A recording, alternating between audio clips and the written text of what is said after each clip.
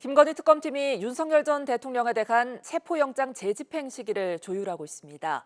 내란 특검팀도 이상민 전 장관을 구속 후 첫 조사가며 속도를 내고 있는 모습인데요. 특검 수사 관련 내용 임주혜 변호사와 함께 이야기 나눠봅니다. 안녕하십니까? 네, 안녕하세요. 네, 김건희 특검팀이 이번 주 안에 윤 전 대통령의 체포영장 2차 집행을 할 것으로 보이는데 윤 전 대통령 측은 강제 인치가 위헌 소지가 있다 이렇게 맞서고 있잖아요. 어떤 전략일까요? 일단 체포영장은 법원이 발부를 했습니다. 그렇다면 지금 구속 상태지만 조사를 받고 있지 않은 부분이 문제가 있다라는 부분까지는 법원에서도 확인을 해줬다고 볼 수 있는데요. 문제는 체포영장이 발부는 되었지만 강제 집행이 쉽지 않다는 점입니다. 구속 상태이기 때문에 기본적으로 지금 윤석열 전 대통령의 인신에 관한 부분은 서울구치소에서 관리를 하고 있습니다. 그렇다면 체포영장을 집행하기 위해서 특검 측의 인원들이 서울구치소에 함께 방문을 해서 이 현장을 지휘할 수는 있지만 윤석열 전 대통령이 지금 기거하고 있는 이 방 안으로 들어가서 정말 실질적으로 물리력을 행사해서 방 밖으로 데리고 나올 수 있는 사람은 교도관이라고 볼 수 있습니다. 그런데 지금 윤석열 전 대통령 측에서 주장하는 바와 같이 교도관이 강제적으로 물리력을 행사할 수 있는 부분은 뭐 지금 건강상의 문제가 발생을 했다거나 교도소 안에 치안 유지라던가 질서 관리 차원에서만 물리력 행사가 가능하지 이 체포영장을 집행하는 과정 같은 부분에 대해서 교도관이 물리력을 사용할 수 있는지 말 그대로 어떤 이 문헌적 의미의 규정은 존재하지 않는다는 점을 문제 삼고 있는 겁니다. 이제 이런 부분들 때문에 내가 지금 조사를 받지 않겠다고 강하게 주장을 하고 있는데 구치소 내부까지 들어와서 물리력을 행사하는 것은 위헌의 여지가 있다. 그리고 지금 수용자의 인권에 중대한 문제를 끼칠 수 있다라는 것이 지금 윤석열 전 대통령 측의 입장이고요. 이제 이런 부분들 때문에 체포영장 1차 집행은 무산되었습니다. 2시간 정도 대치를 하다가 결국 집행이 되지 못했는데 체포영장도 일주일 정도의 그 유효 기간이 있기 때문에 내일쯤에는 다시 한번 집행을 시도할 가능성이 매우 높아 보입니다. 네, 이제 관련해서 이제 정청래 민주당 대표가 담요로 둘둘 말아서 데리고 나와야 한다 이런 주장을 했더니 윤 전 대통령 측이 손을 대는 순간 법적 조치를 검토하겠다 이렇게 밝혔거든요. 이게 가능한 겁니까? 그렇죠. 지금 나오고 있는 이야기처럼 이 물리력을 행사해서 마치 이제 끌고 나오는 형식을 행사하는 것이 사실 쉽진 않아 보입니다. 정말 나오지 않겠다고 버티는 상황이라면 전직 대통령 신분이라는 점도 가만히 될 수밖에 없고요. 이 서울구치소 교도관 입장에서도 추후에 어떤 있을 수 있는 법적 분쟁들 때문에 섣불리 손대기 쉽지 않을 것 같습니다.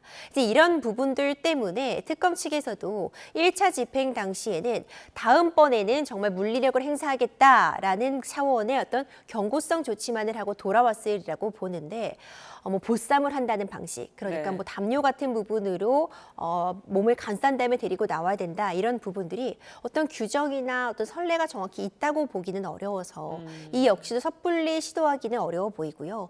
다만 윤석열 전 대통령의 변호인이 선임이 되었습니다. 그러니까 이 해당 사안, 이 김건희 여사 특검에 대한 대응을 위한 변호인도 이제 별도로 선임이 되었고 그렇다면 특검 측도 어떤 무리하게 조사를 이어가서 결국 최종적으로는 진술권을 행사한다면 유의미한 결과를 얻지 못할 수도 있는데 대치하는 모습을 오래 보여주기보다는 지금 윤석열 전 대통령 변호인과 어느 정도 일정을 협의한 다음에 다른 방안, 뭐 방문조사 방식이라던가 아니면 소환조사를 하더라도 그 절차와 방식을 좀 협의할 가능성이 현재로서는 조금은 열려있는 것이 아닌가 생각도 됩니다. 자, 이런 상황 속에서 내란 특검팀도 오늘 이상민 전 장관을 구속 후에 첫 조사했습니다. 내란 공모 혐의, 그러니까 비상계엄 인지 시점에 대해서 좀 집중 수사를 할 것 같죠? 그렇습니다. 결국 지금 문제되고 있는 부분이라고 한다면 단전단수 지시와 관련해서 이상민 전 장관의 이전의 진술과 지금 확인되고 있는 물증들이 일치하지 않는다는 점입니다. 이런 점들 때문에 증거인멸의 우려가 높다는 판단을 받았고 구속까지 됐습니다. 이 구속 상태에서 소환조사에 응한 상황이라고 보여지는데 지금 이상민 전 행안부 장관에 대해서도 과연 단전단수 지시를 구체적으로 윤석열 전 대통령으로부터 받았는지 그 이후에 어떤 지시를 했는지 이런 부분들을 확인하는 과정을 거치고 있으리라고 보고요. 그리고 비상계엄 선포 이후, 해제 이후의 절차들도 어느 정도 함께 논의를 한 바가 있는지, 적어도 공모한 바가 있는지 이런 부분 입증을 하기 위해 수사력을 기울이고 있습니다. 네, 이상민 전 장관이 아무래도 그 계엄 전 안가 회동의 참석자인 만큼 이번 내란 수사에 분수령이 좀 되지 않을까 싶은데요. 그렇죠. 이제 뿐만 아니라 다른 국무위원들에 대한 소환 조사 그 이후에 어떤 강제적인 신병의 확보 절차까지도 나아갈 수 있다는 한 가지 근거로서 이상민 전 장관의 구속이 지금 이야기가 되고 있습니다. 이제 대표적으로 한덕수 전 총리 같은 경우에도 유사한 혐의를 받고 있습니다. 예. 이전에는 계엄 관련 문건에 대해서 전달받은 바가 없다는 취지의 주장, 그리고 이제 양복 뒷주머니에 들어 있어서 사전에 보지 못했다라는 진술들을 헌법재판소에서나 이후에 국회에서 해왔었는데, 공개된 CCTV를 보자면은 이와 배치되는 부분이 확인이 됩니다. 그런 부분들 때문에 특검도 강도 높은 소환 조사를 진행을 했고요. 이상민 전 장관의 신병도 확보를 한 상황이기 때문에 경우에 따라서는 다른 국무위원들에 대해서도 비상계엄에 공모했다는 혐의 내지는 어떤 내란의 중요 임무를 담당했다거나 방임했다, 방조했다 등의 혐의를 들어서 추가적인 어떤 영장 청구 가능성도 점쳐지고 있습니다. 네, 말씀해 주신 것처럼 이제 한덕수 전 총리도 조만간 소환을 할 것 같은데 내란 공범으로 지목될 가능성이 높은 상황인 거죠? 그렇습니다. 가능성이 있어 보입니다. 일단 기존에 했던 진술과 지금 CCTV라던가 다른 관련자들의 진술이 좀 모순되는 부분이 발생이 되고 있다는 건 한덕수 전 총리의 이전 진술의 신빙성을 약화시키고 있는 부분입니다.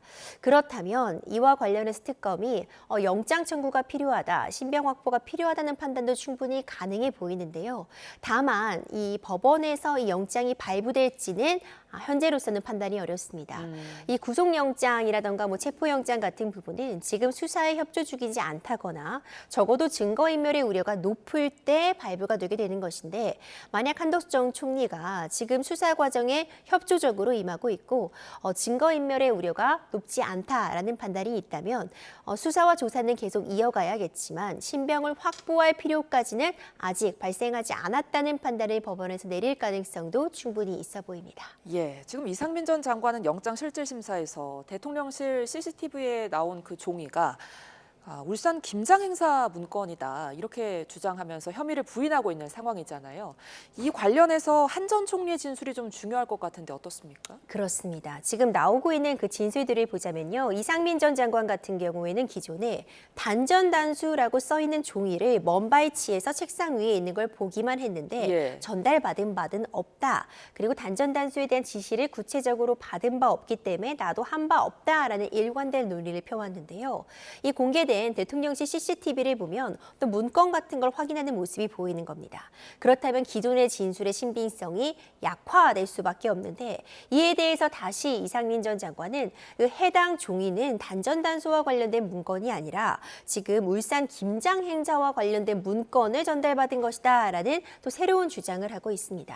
만약 이것이 이 김장 행사와 관련된 문건이었다를 입증할 다른 증거가 있다면 해당 진술의 신빙성이 높아지겠지만, 다른 관련자들의 진술이 이와 모순된다면 이 김장 행사 문건이라는 이 진술의 신빙성은 낮아질 수밖에 없기 때문에 한덕수 전 총리가 이제 해당 사안에서 함께 그 자리에 있던 당사자이기 때문에 관련된 진술들이 그 신빙성을 판단하는 데 굉장히 중요한 의미를 가질 것 같습니다. 네, 자 이와 함께 내란 특검에서 국회 표결 방해 수사에도 속도를 내고 있는데, 이미 민주당 김상욱 의원을 지금 참고인 조사했고 우원식 국회의장에게도 참고인 조사를 요청했다고 하더라고요. 이 부분 수사는 어떻게 이루어질까요?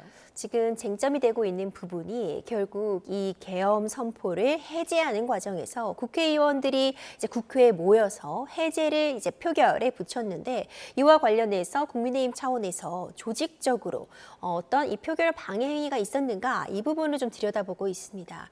그런데 관련해서 어떤 진술들이라던가 이 자료 같은 부분들이 사실 굉장히 긴박하게 돌아갔기 때문에 남아있을 가능성이 낮다는 평가들도 남아있지만요. 적어도 의원들끼리 주고받은 문자나 통화 내역 같은 부분, 그리고 구체적인 진술을 확인하기 위해 김상훈 의원뿐만 아니라 우원식 국회의장에 대해서도 참고인으로서 이제 조사를 진행하고 있다라고 평가가 가능합니다. 예, 그런가 하면 김건희 특검팀에서 공천 개입 의혹을 받고 있는 김영선 전 의원도 소환을 했는데 김 전 의원은 특혜를 받은 부분이 없다 이렇게 지금 주장하고 있잖아요. 그럼에도 불구하고 윤상현 의원처럼 조사 도중에 좀 발언을 번복할 가능성은 얼마나 보십니까? 가능성은 열려 있습니다. 김영선 전 의원 같은 경우에는 이 공천 개입 사건에서 굉장히 핵심적인 역할을 담당할 수밖에 없습니다. 결국 윤석열 전 대통령 부부가 이 의원, 김영선 전 의원을 당선시키기 위해서 어떤 공천에 개입했다는 그런 부분이라던가 이후에 다른 사람의 공천을 돕기 위해서 이 과정에서도 어떤 이권을 약속했는지 여부 이런 부분들이 어떤 의혹의 핵심, 결국 명태균 게이트의 핵심적인 인물이라고밖에 볼 수 없거든요. 지금 오늘 특검 조사에 출석하는 과정에서는 김영선 의원 같은 경우에는 본인이 충분히 자격을 갖췄기 때문에 공천을 받은 것이지 그 과정에서 어떤 청탁이라던가 외압이 있었던 것은 아니다라는 기존의 입장을 다시 한번 강조했습니다. 네. 하지만 윤상현 전 의원 같은 경우에는 당시 공천관리위원장이었는데 이 김영선 의원에 대한 어떤 청탁 전화를 받은 바 있다는 취지로 기존의 진술과는 배치되는 새로운 진술을 지금 특검에서 한 것으로 알려져 있습니다. 예. 이제 이런 부분들, 다른 사람들의 진술의 변화, 그리고 이를 뒷받침할 만한 물증들, 문자 메시지라던가 통화 녹음 내역 이런 부분들이 제시가 된다면 김영선 전 의원 같은 경우에도 일부 진술을 바꿀 가능성은 열려 있다고 보고요. 다만 이것은 어떤 본인의 판단 내지는 실체적 진술에 부합하는지가 쟁점이 되기 때문에 조사 결과를 조금 더 지켜볼 필요 있어 보입니다. 네, 자 김건희 특검팀에서 도이치모터스 주가 조작 사건도 지금 재수사에 들어갔는데 어제 권오수 전 도이치모터스 회장 그리고 김범수 전 아나운서를 소환했는데 이 김 여사의 가담 여부를 규명할 수 있을까요? 그렇죠. 이 도이치모터스 사건의 핵심적인 부분은 굉장히 단기간에 주가가 어떤 조정을 받고 또 급등하는 이 모습에서 결국 이것이 주가가 조작된 것인데 여기에 사용된 이 주가 조작 계좌 중에 하나가 김건희 여사의 계좌였다는 부분입니다. 이걸 과연 알고서도 이 계좌를 준 것인지 아니면 정말 몰랐는지가 쟁점인 건데 지금까지 이 과정에서는 김건희 여사는 가담하지 않았다고 판단을 받아왔으나 얼마 전 재수사가 지금 결정이 되고 이루어지고 있는 상황입니다. 이런 과정에서 특검 측이 들여다보고 있는 부분은 결국 권오수 전 회장이 이와 관련한 혐의, 주가 조작 혐의로 이미 징역형의 집행유예형을 받은 상황입니다.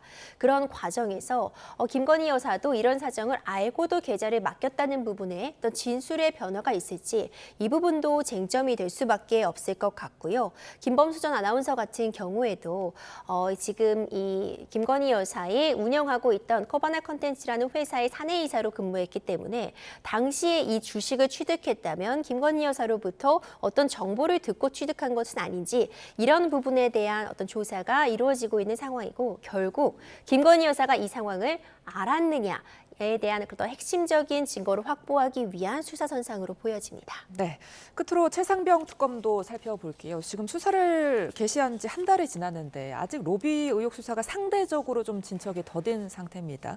윤 전 대통령 그리고 김건희 여사가 사용한 비화폰이 좀 핵심 증거가 되지 않을까 싶은데 어떻게 보세요? 워낙 다른 특검들이 굉장히 속도감 있게 조사가 진행되다 보니까 상대적으로 덜이다고 느껴질 수는 있겠지만 네. 최상병 특검 역시도 전 방위적인 압수수색 그리고 소환 조사 등이 진행이 되고 있습니다. 아마도 지금 핵심적인 물증으로 새로 드러나오고 있는 비화폰이 굉장히 중요한 역할을 할 수도 있다고 보는데요.